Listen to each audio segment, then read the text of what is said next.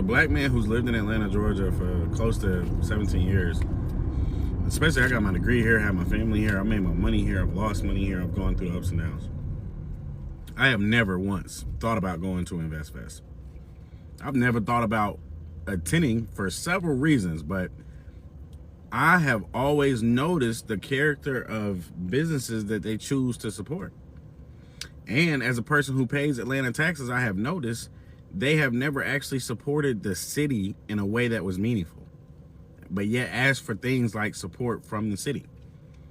And I think I always feel taken advantage of as a person who's come up and made my coins here in Atlanta myself, when businesses like Earn Your Leisure or businesses associated with Earn Your Leisure come to the city and try to run scams here and think just because it's a lot of black people, we won't discover what you're doing. Grifters, scammers, and bad BBLs. I heard it all about Investfest, and I'm here to tell you it's absolutely true. So here we go, man. As black folks, man, a lot of times we just can't get it right, man. You have, well, let me rephrase that, because you have a lot of black people doing a lot of positive things out here in the community.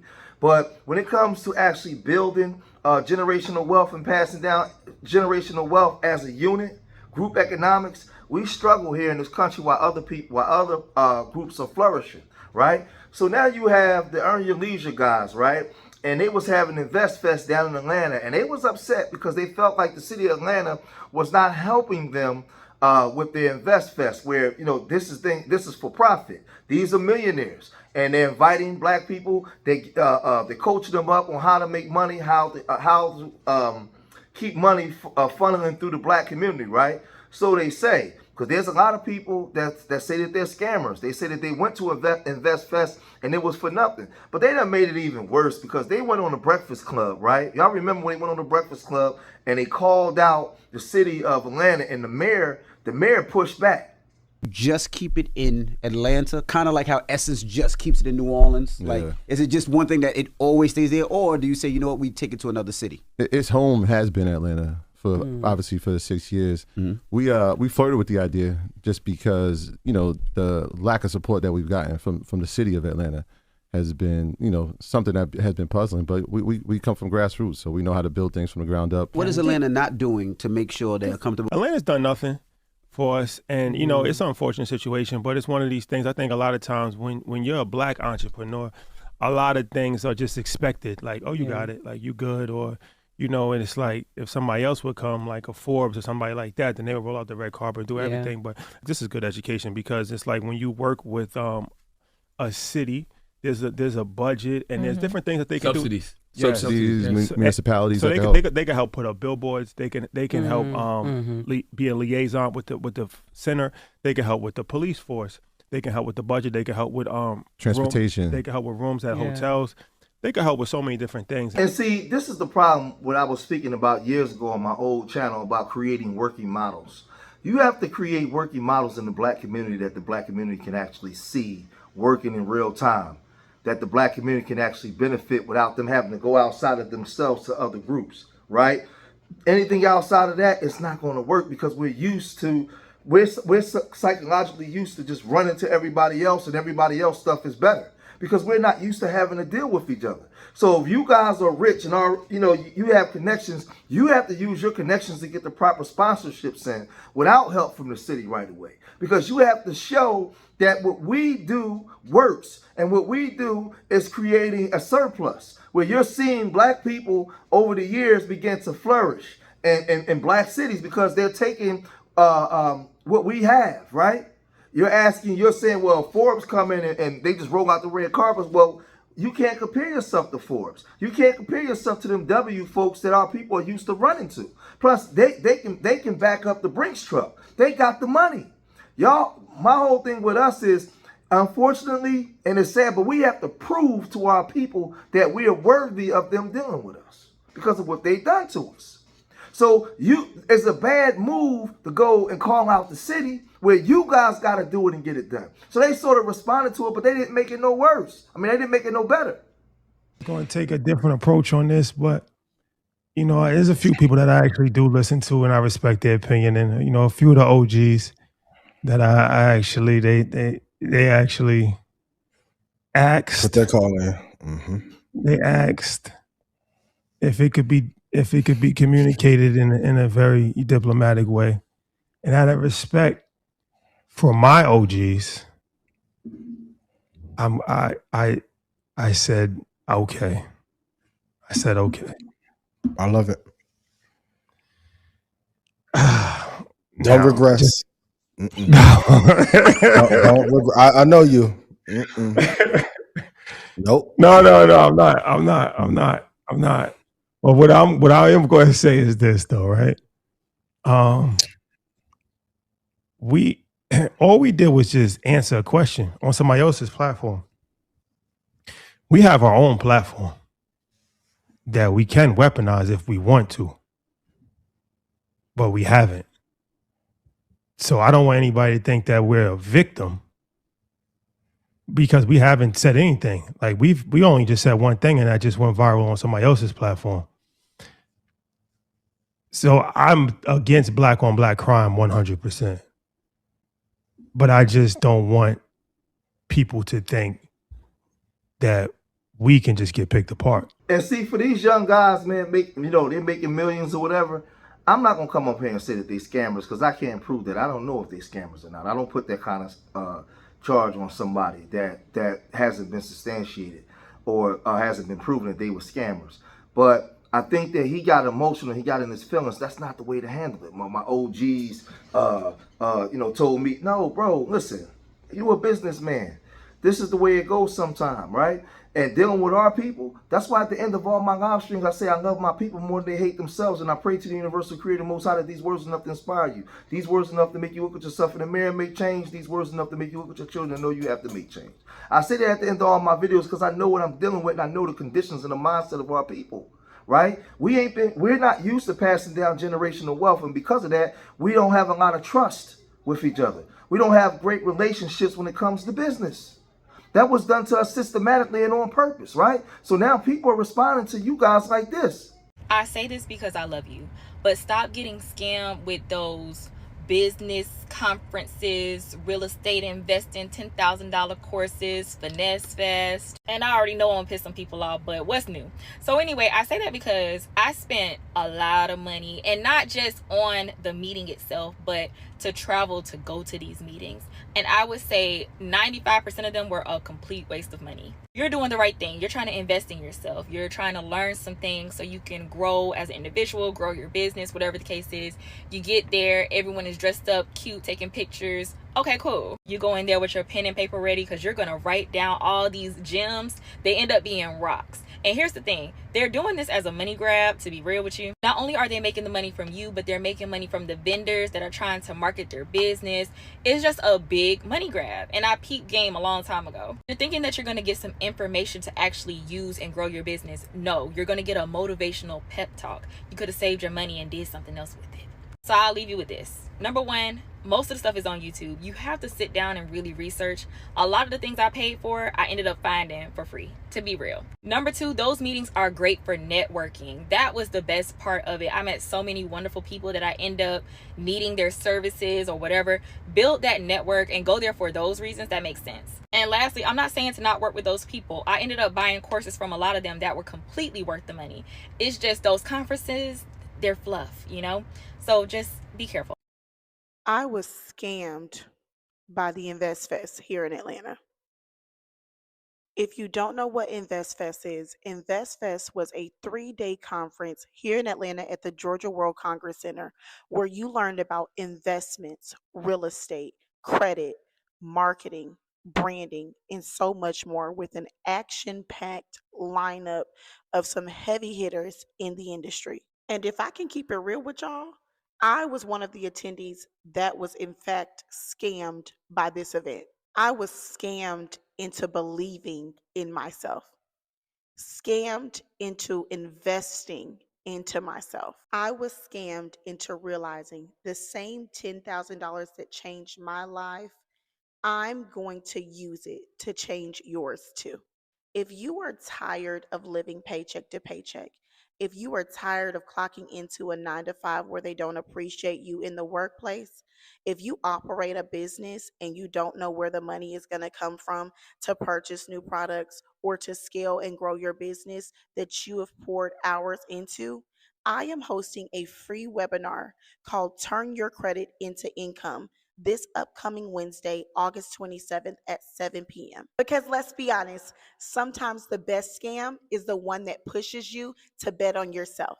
So if you're ready to change your life, comment ready and I will send you the registration link. See you Wednesday. Now, this is the thing, because I'm torn between this, because I often say, regardless of what you feel about, how you feel about Dr. Boyce Watkins, or you feel about these young men, or even some young ladies out here, they are proven to have went out into the corporate world and the industry, and they've made millions of dollars. So they have knowledge and know-how. So regardless of what you think about them, the community needs them, because they know how to put things on paper and actually turn things into something, nothing into something, right? Mistakes are going to be made, but what has to happen is trust has to be built. I believe that what they're doing, they should be able to do, but the way that these guys are handling this is off. We're traumatized people, right? Just because they went out and they know how to make $1 million don't mean that they're disciplined and knowing how to deal with your people when backlash or pushback come. So the way that they responded to this, to me, was wrong, because if you love your people and dealing with your people, you have to understand when you're trying to change the mindset of your people, it's gonna be tough. You're gonna get crucified for just loving your people. That's just the way it's going to go. And you're going to have to handle that in a mature way, because you're going to have to already know what you're dealing with. And you're not there to deal with the emotions of your people. You're there to change the conditions of your people. And it's not going to always be easy, right? But the way that this guy just handled this lets me know that he's far removed from actually having any thoughts of helping his people. But you guys come with Earn Your Leisure, and you guys came under the guise of helping black people. It was black people that funded you. It was black people that you guys marketed to, that made you who you are. Now all of a sudden you're not on the cover thing. That's because you in your feelings and in your emotions. It's one thing, you know. One thing that you're going to notice, if you ever do anything for black people, you're going to get crucified. But it's a lot of love. By non-black people that are paying black people to attack a black platform. It's a lot of that too, and we can't talk about it. I'm a marketing guy. I know when a paid campaign is being put together. This had as much talk as the NBA Finals. We're seeing 30,000 people, let alone 30,000. But I'm not even on the black thing no more. I never was on the black thing. Not a black event. Because I seen somebody else had said that, like, it was white people. Yeah, they're qualified to be there. Like, what do you mean? Like, you think I'm gonna cater just to black people just to get torn down by black people? You out of your mind. It's gonna be even more white people next year, and Spanish and the Filipinos, of course. Like, I'm done. It's been real. Yeah. Well, yeah. For what? The only thing you're gonna do is criticize it and tear it down. And not pay and want to get it for free anyway. I understand where the frustration comes from. You know, when you build something significant, you're gonna get criticized, and believe me, the criticism can be exhausting. Sometimes the criticism can make you feel that the community that you serve the most doesn't appreciate what you did. So here's why I respectfully disagree. Investfest is pretty much a black thing. It doesn't mean white people can't come. It doesn't mean Hispanics can't come. It doesn't mean the event can't eventually become global. But let's acknowledge the foundation. Look at the audience. Look at the culture. Look at Atlanta. When I went to Investfest, I got mobbed by a bunch of black people. I didn't see a whole lot of white people in the room. Black people were the ones who bought those tickets. Again, that was a big mistake. And I'm not going to crucify them. I believe that they was in their ego and they was more hurt because, like the guy said, he feel like it's non-black people paying black people to come at them. And they in their feelings, right? Because he's like he said, like loving you, doing things for your people, you're gonna get crucified, right? You know, these things are going to happen, right? But this is the thing. You have to understand when you're trying to change, like I said before, a lot of our people don't understand business. So we need our people to understand business, marketing, and all those things. We need our people. But you need to understand for the first 10, 12 years, it's going to be rough. trying to change the mindset of a people that's used to going to other people to get things done for them.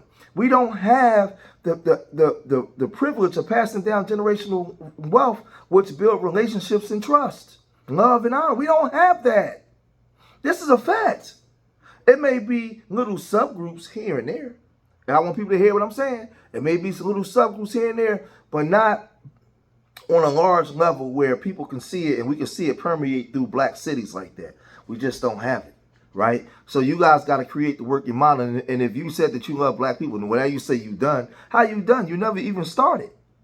How you done? Just think about this. If Dr. King would have said he was done, right?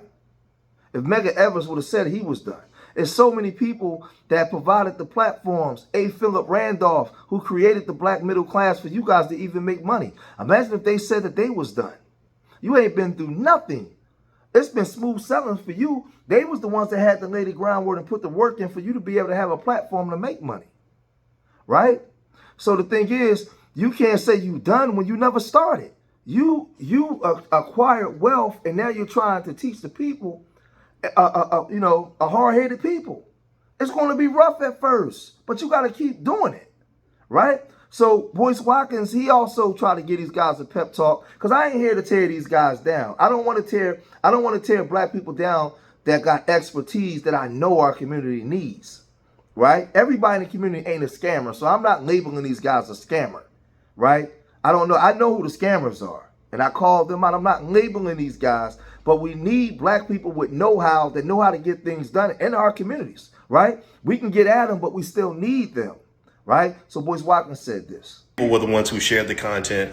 Black people helped to create the cultural momentum, the sign-off. They elevated what they were doing. So you can't accept the support of a community and then disconnect when there's community accountability. When people promoted through a financial platform face credibility allegations of scam, fraud, and misconduct, that doesn't automatically mean Investfest is responsible for another person's behavior. But it does create a legitimate conversation about vetting, accountability, and protecting the community. And so I would say the same thing about any community. I say that about myself. If you built something primarily through, say, the Jewish community, they're going to hold you accountable. If you build something through the Hispanic community, Hispanics will hold you accountable. So that's not necessarily hate. Sometimes that's what community looks like. We support you, we celebrate you, we make you rich, we defend you, but we're also going to challenge you. And because this isn't about really tearing down Investfest, I want Investfest to be very successful. You don't have to abandon the black community just because some black people criticize you. Black people come in all shapes and sizes, because somebody's always going to dislike what you're doing. And the community that gave you your first shot is a community that always deserves a seat at the table. So I hope that Rashad was just speaking out of frustration. I don't believe that this is who he is. He's a very intelligent man, but this is not the right way to handle the criticism and take it from somebody. I'm OG with this. I've been doing the black wealth thing since 2006. I only got my finance PhD because I wanted to do this for black people. And I have been criticized like crazy. And sometimes it's because I messed up. And see, the reason why I'm not just shooting these guys down, just knocking these guys down like that, because I live in a black city, one of the blackest cities in America, in Philadelphia. And I go through the communities, and there's not a lot of ownership. We're starting to have restaurants pop up that's owned by black women, but within the communities that we live in, there's no ownership like that at all. It's next to nothing. Business relationships are anemic, right? So we need black people with know-how. We can get at them, but we can't just keep kicking our people out and letting other groups take the best of our people, right, and use them. No, we got to argue, we got to make up, and then we got to figure it out, right? These ain't the Jay Morrises and the Brother Polites and all. These brothers actually have some know-how, all right? We just got to figure it out, man. That's all I'm saying, right? Some of y'all may disagree. This is my opinion. This is my opinion. We cannot keep kicking out our best talent and then complain when our people don't stick around. We got to argue, we got to get at them, but then we got to have them come back, because we need working models for young people to emulate. They need to see it. They need to see people that look like them being successful in their tasks, achieving their goals. That's what we need to see. That's what's going to change the trajectory of our communities. But y'all let me know what y'all think, man. If you made it this far in the video, hit that like button, subscribe to Street Media TV, and leave your comments in the comment section. Remember, I love y'all. Till the next time. Peace.